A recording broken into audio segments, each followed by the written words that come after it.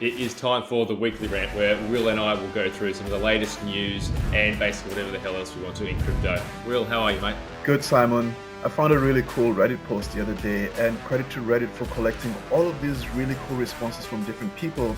And what this Redditor did was he asked a whole bunch of people what their biggest regrets were in crypto. And the reason we have it in this show is because it's super educational, I think, and it's really nice because sometimes we're in crypto and we think, this is just me, this happened to me, but 500 responses compiled here that we're going to read out to you. The first one is not taking profit, with 59 mentions of people just saying, I wish I took profit when the market was high, but I didn't. What do you think about that one, Simon? I think anybody who's going through their first cycle, their biggest regret will be not taking profits. Anybody going through their second cycle, their biggest regret will be not taking enough profits. So this is something that's always going to come up for everybody because obviously if you sold everything at the top, took all your profits and then bought back at the lows, happy days, you're a genius, but that never happens. So not Mhm. taking profits, not taking enough profits, that was certainly one of my regrets from 2021. So definitely resonate with that one. Definitely feel that one. And yeah, everybody keep that in mind. You have to take profits in this market, otherwise you're gonna be left sad. Mm-hmm. And I think it's related to the second one, which is overconfidence, because in a bear market, everybody thinks that sort of they made a whole bunch of mistakes. They bought a token, it's going down. But then the converse happens in a bull market where everybody forgets that a bear is going to happen, and they all think they're a genius because almost everything that they invest in is shooting up. And this is kind of related to a really cool post by a really good blogger called Tasha Labs. We might link the link below. She's got really great insights, but she said that if you do invest in the right season, in that you try and get in before the bull and you hold on during the bull, it's kind of really hard to make a mistake as long as you make sure to exit, because everything kind of goes up in the bull. But then the problem is that everybody gets overconfident and they don't take profits. And there we are. Like, really good lesson there. Everyone thinks the price will keep going up forever.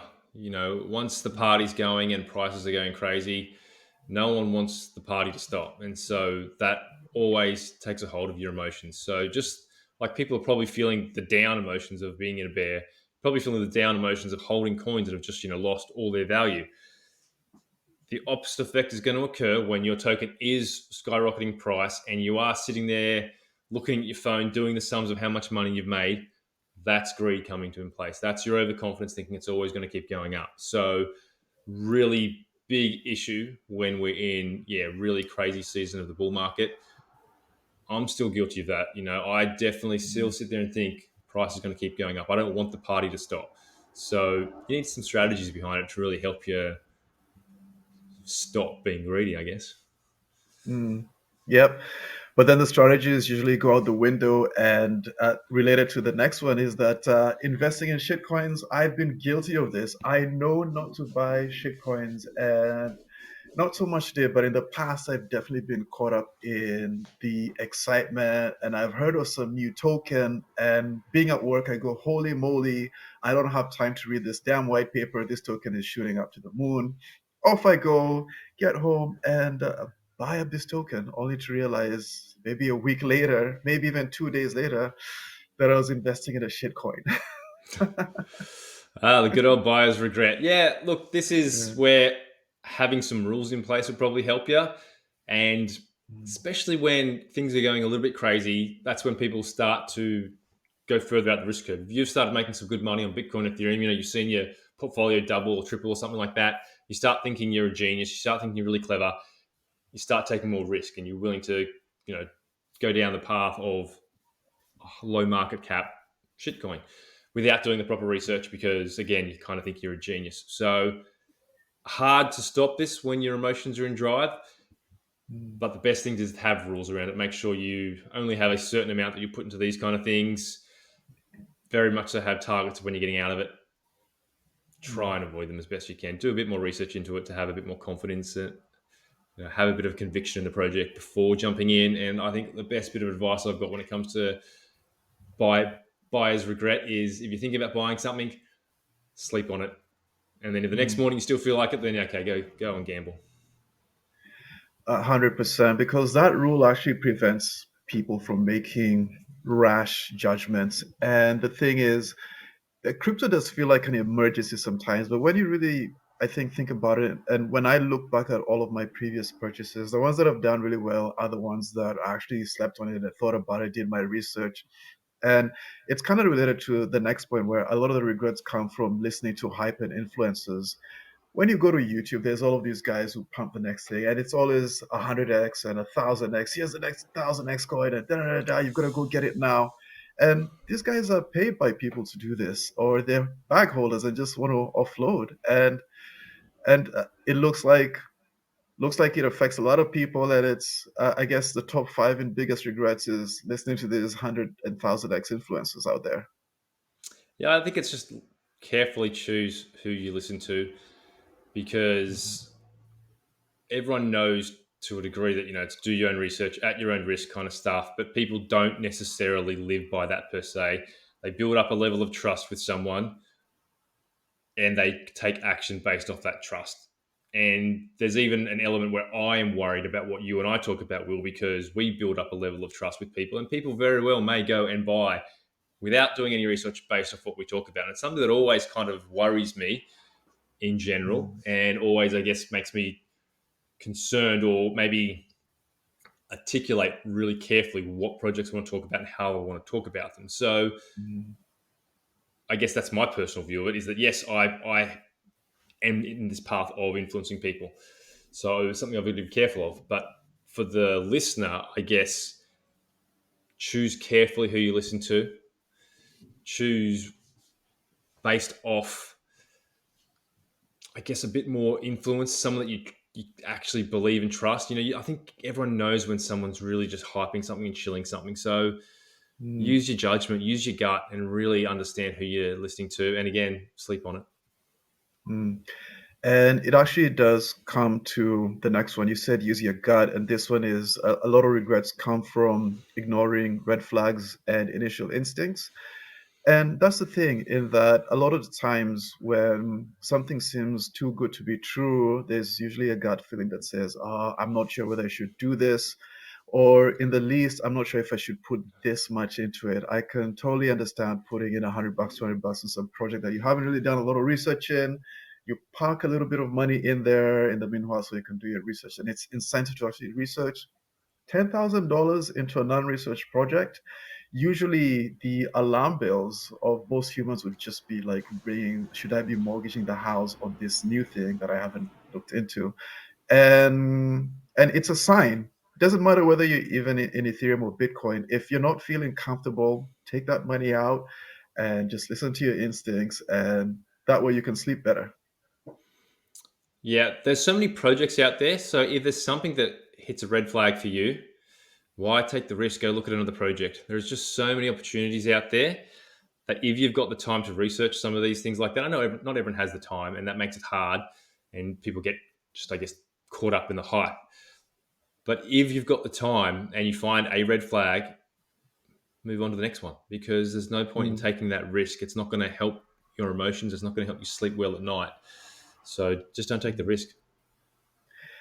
There's two regrets left, and I feel like the last one is more worth mentioning first, in that they regret falling for scams or untrustworthy platforms. And I think that kind of covers pretty much a few of the points that we've already talked about. In that, if you do look into your gut and if you do sleep on it, I think you can keep yourself from falling to scams. But I really like the last one, in that it says not having a clear exit strategy. What do you think of that one, Simon? Something I'm very vocal of and very prominent talking about is that you have to have an exit strategy. You have to have a goal in mind of what you're trying to achieve. Why are you investing? Why are you trying to make money for? There's people that say, just buy Bitcoin, hold it forever. Well, that's dumb. Why are you going to hold it forever? Like, what are you going to do with it? All you do is sit there and hold it. You're Mm, investing. You're delaying consumption, which is what investing is. Instead of spending your money now on something you can have now, you're delaying that consumption. It's delayed gratification so that you can have something better in the future. That's the idea. So you need to have that strategy. You need to know what that goal is so you can actually exit. And then you've got to put some smarts around it. Don't just say, oh, I want to turn $1,000 into $10 million and I'll just leave it there till it does. because that's not going to work. So then you've got to be realistic about your strategy. And then you've got to find out how you're going to blend your strategy to achieve that goal. Maybe you've got to change the goal because you realize $1,000 into $10 million is just not going to happen. But that's what a clear exit strategy is. And executing on it, that's the hard one as well. That goes back to the greed and not taking profits element. It all kind of comes together. If you don't have that exit strategy and you don't act on it because greed comes into it, yeah, you're in trouble. Mm. So exit strategies are important. I think the biggest convincer for an exit strategy is knowing that the market is going to go down. And knowing that, then you start to realize that, holy moly, uh, based on history, when it goes down really hard 20, 30, 40, 90% for some tokens. And armed with this knowledge, I think an exit strategy becomes obvious because I think what keeps us from even selling a little bit of Bitcoin when we're in the bull run is that, oh my God, this thing's going to go up forever. But then the truth is that even if you sell it at 80% off of the top, 70%, if I ever do manage that, I think that'll be such a good place because I know that the market is going to drop way below that.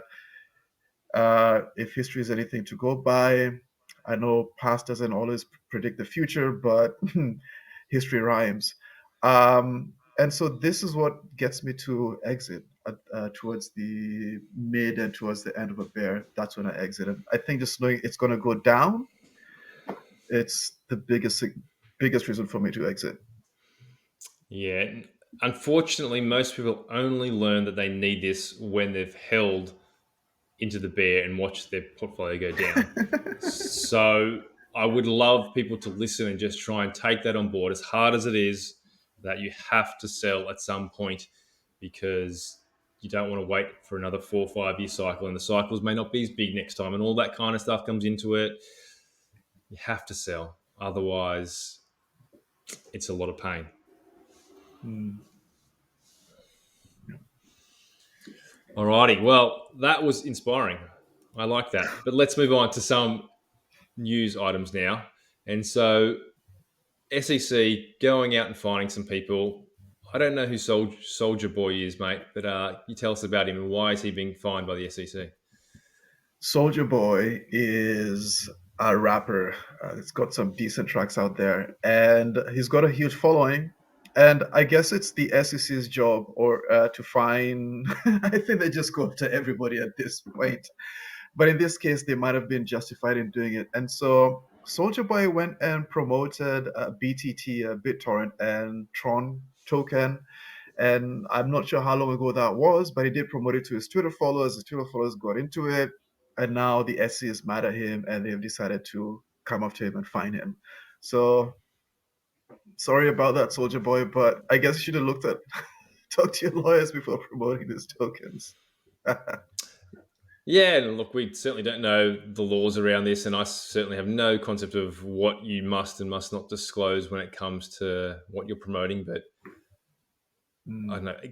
You would like to think that the public are aware that someone like this, who is a rapper who talks about a crypto project, he's probably getting paid for it.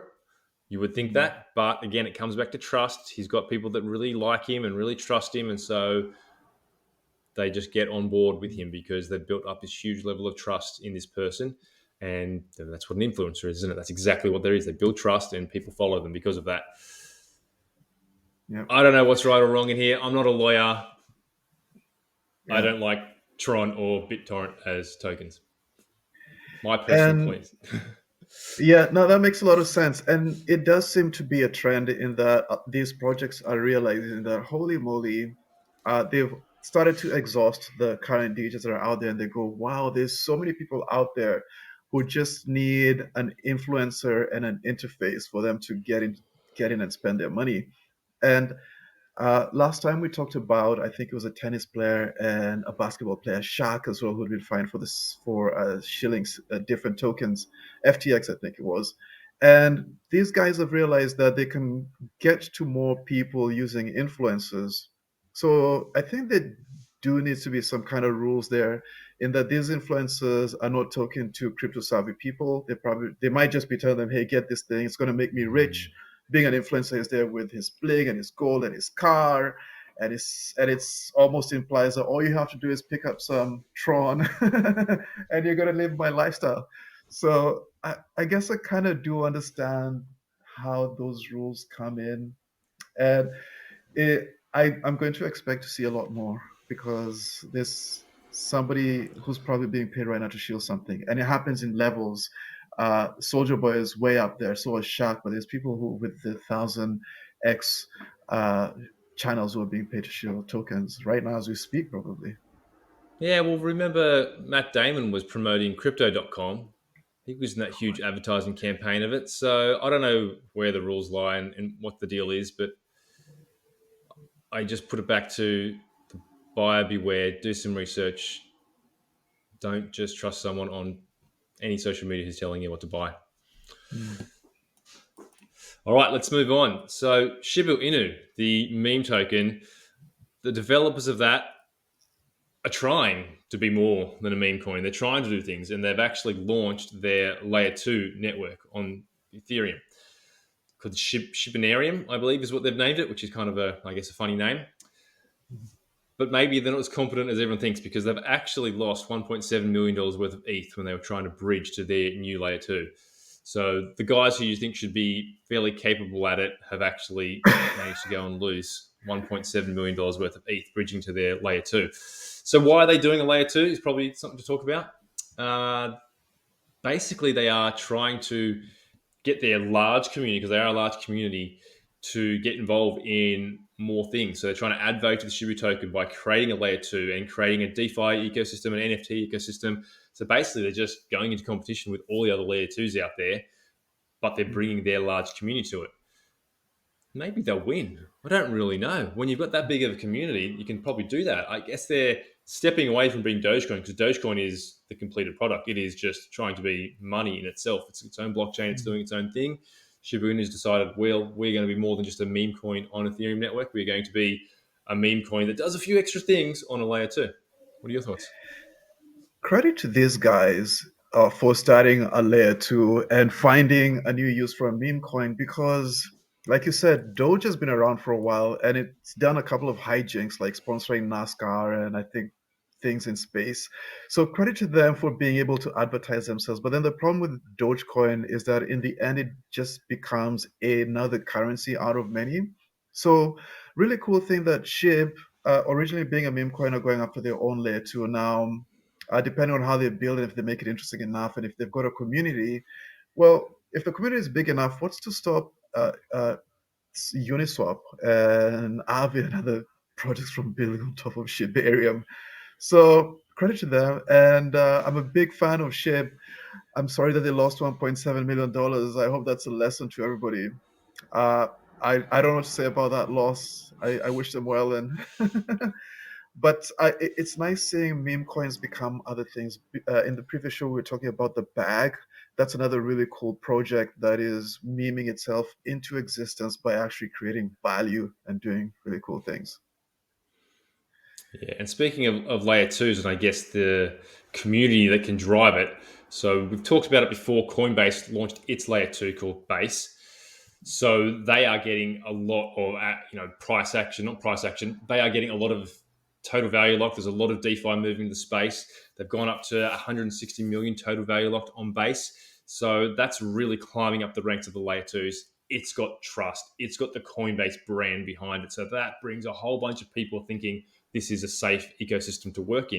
And so that's why it's kind of getting this. It's halfway to the same total value locked on Sol. Sol's got $300 million total value locked. So Base is moving, Base is doing things, and it's bringing people on board.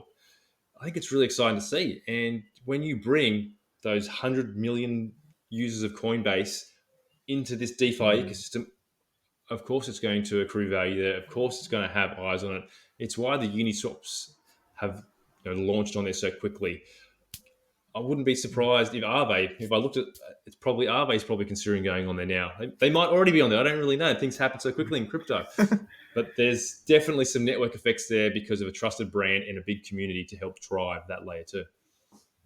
It's absolutely nuts. And I think you hit the nail on the head there when you mentioned that Coinbase is there. They've got the trust and they've got the brand, but then they've also got the users. And Now, why shouldn't Uniswap come there if they can see a potential where these Coinbase users who are in a Web2 platform, why there's nothing stopping Coinbase from connecting that Web2 wallet into Web3, in that now they can also trade a whole bunch of different tokens besides just what's on Coinbase.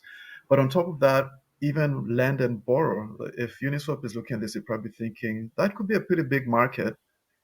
It's really crazy that the TVL has gone up like that. And so I think in a couple of weeks, these are the these are the layer twos that better start watching their tails, because it looks like Base is after them hard. Yeah, and it's great for even shareholders of Coinbase because Base is generating a lot of revenues, and that revenue stream actually goes into Coinbase itself. So huge, value being accrued here by Coinbase, bringing on new users. It's just great for the space. So I'm really excited to see it. And yeah, we just talked about two layer twos, very different starting points, but communities, big communities behind them. So communities drive markets, and we're seeing that in action right now. All the power to Base. I really am a fan of Coinbase. I don't use it anymore because I prefer decentralized places, and I think I've got bigger choices in Binance and things like that, and the fees are lower. But I think something that Coinbase has done really well is that it's made it so easy for new crypto entrants to get into it.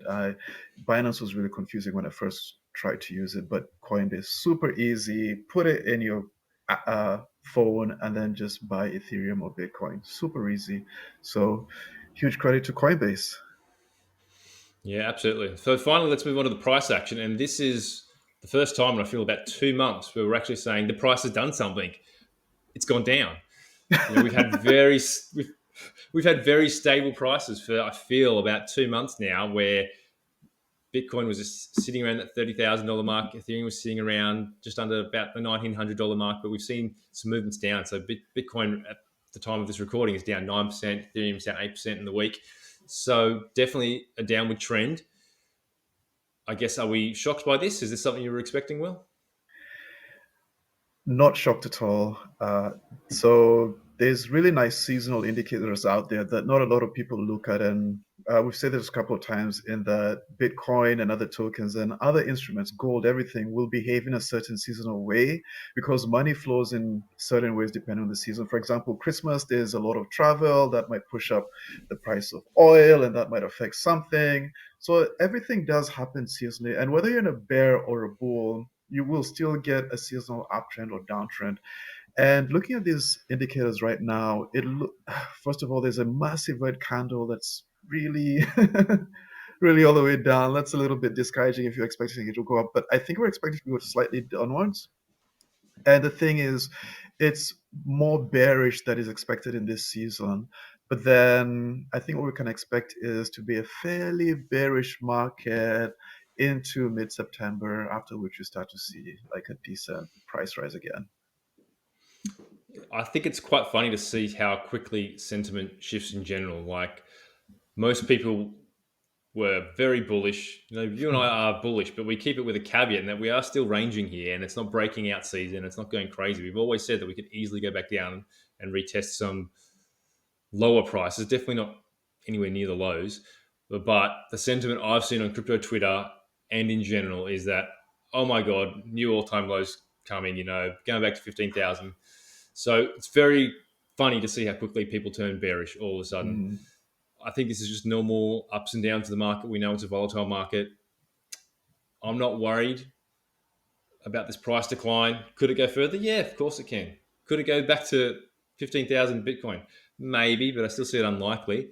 But I still think that we are moving out of the bear. We're heading more towards the bull market.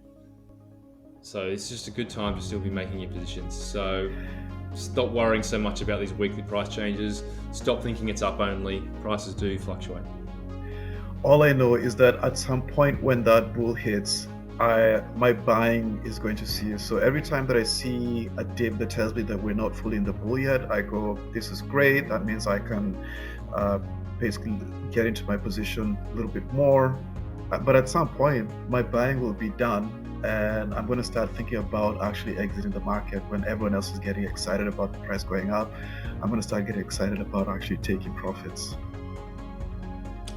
Absolutely, yeah. So this is a great time for people to be building their position still and be less worried about these small-ish movements in price in the short term, and zoom out. Always zoom out in that chart and you'll feel a little bit better about yourself, I feel. 100%. All right, well, we will leave it there, guys. If you've made it this far, please like, please subscribe, please give comments so we can help get more people listening to the weekly rant. Thanks for joining us. Thanks, Simon. See you guys next time.